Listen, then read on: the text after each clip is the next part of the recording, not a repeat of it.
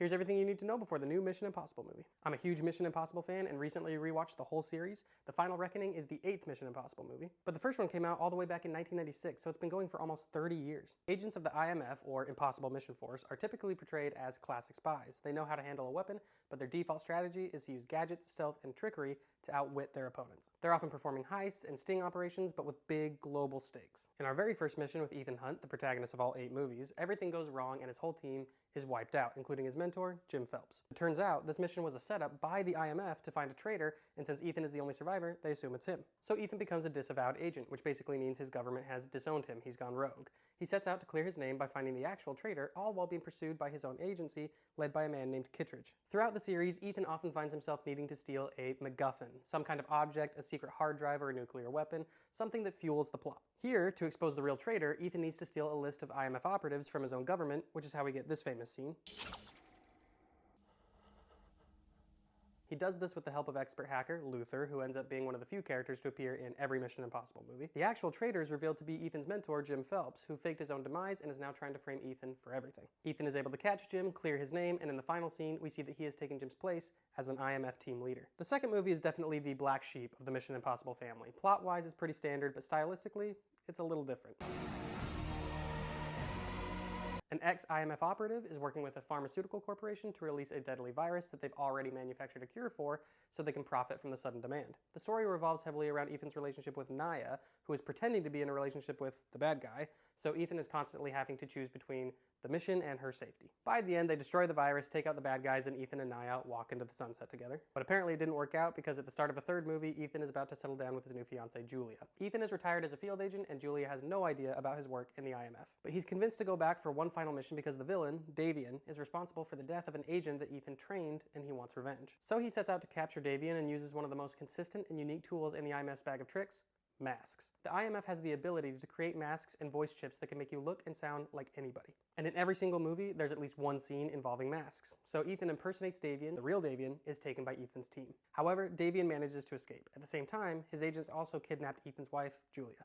To save her, Ethan is forced to steal something called the Rabbit's Foot. Because of this, he's disavowed. Ethan recruits the help of Benji, who, like Luther, becomes a permanent member of Ethan's team. Ethan saves Julia, defeats Davian, and recovers the Rabbit's Foot, which we learn is some kind of world-ending threat, an anti-god, as Benji calls it. But we never find out exactly what it is because Ethan opts to leave the IMF and go with Julia. But sadly, Ethan seems to have left Julia behind because in Ghost Protocol, he's chasing a man named Kurt Hendricks, who's trying to get Russia's nuclear launch codes. To get information on Hendricks, Ethan's team infiltrates the Kremlin, but Hendricks is one step ahead of them and causes an explosion that destroys the Kremlin and pins the whole thing on Ethan and his team.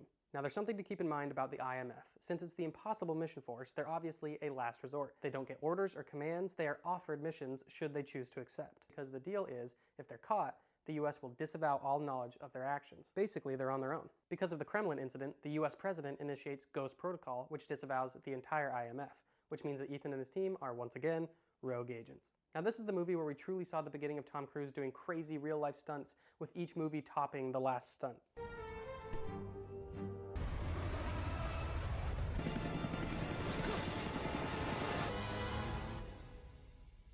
Ethan and the team managed to stop Hendricks mere seconds before a nuclear missile strikes San Francisco. But we have one last reveal about Julia. Ethan knew that she would never be safe because of his past as an IMF agent, so they agreed to part ways, giving Julia a secret identity to keep her safe. We've had recurring characters up to this point, but Rogue Nation is where we see plot points start to carry over as well. Ethan is up against Solomon Lane, who leads the Syndicate, which is essentially an anti-IMF, an organization of rogue operatives seeking to upend the established world order through radical means.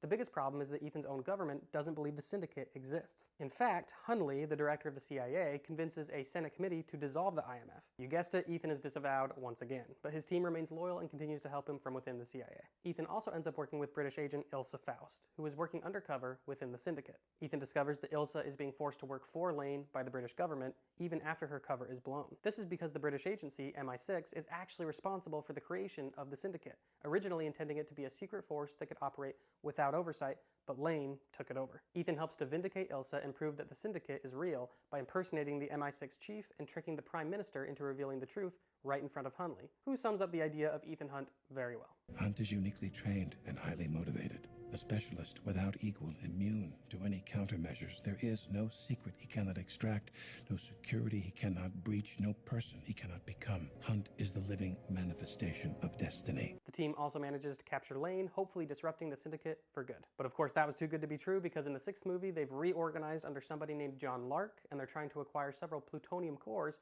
which will allow them to launch multiple nuclear strikes. Because Hunley was so impressed with Ethan and his team, he is no longer the CIA director, but is now the leader of the IMF.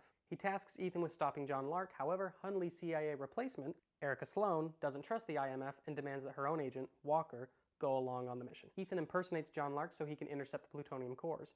However, he learns that the seller is not interested in money, and to get the cores, Ethan has to recover a human asset, none other than Solomon Lane, the actual leader of the Syndicate. Ethan manages to bring Lane and the plutonium cores to a secure location, but here, Walker reveals himself to be the real John Lark, having worked as a covert Syndicate operative all along. He and Lane escape with the plutonium, killing Director Hunley in the process. Ethan and the team find the site of the nuclear devices, a remote medical camp near the Himalayas, discovering that the radiation will poison a third of the world's water supply. To add to Ethan's stress, Lane arranged to have Julia working at the medical camp. So Ilsa, Benji, Luther, and Julia team up to disarm the nuclear devices and stop Lane, while Ethan gets into a helicopter fight with Walker to secure the detonator, which he does in true Ethan Hunt style, with only seconds to spare. And we're almost done. This movie and The Final Reckoning were intended to be a part 1 and part 2, so the plot of this one is pretty important to understand the new movie. The primary villain this time around is actually an artificial intelligence known as the Entity. In the opening scene, we see the Entity hack a Russian submarine called the Sevastopol, tricking the crew into launching a missile against themselves and sinking the sub. Elsewhere, there's a global race between world powers to acquire both halves of a key.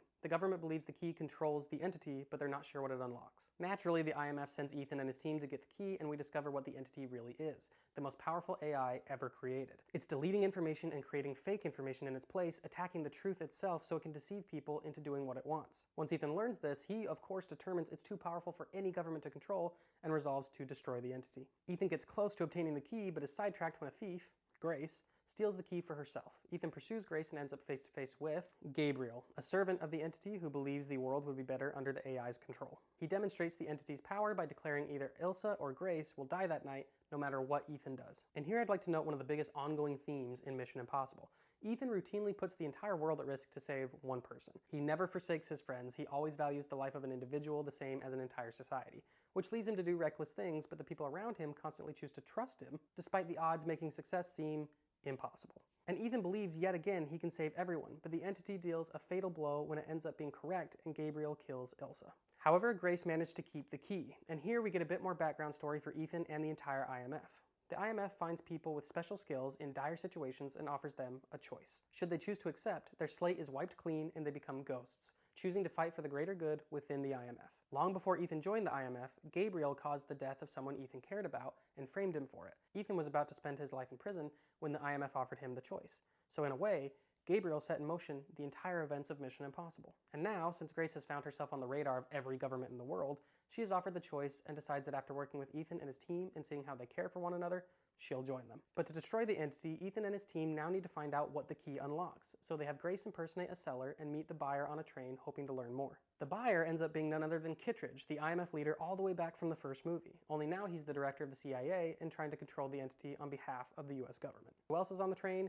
Gabriel, and the director of US National Intelligence.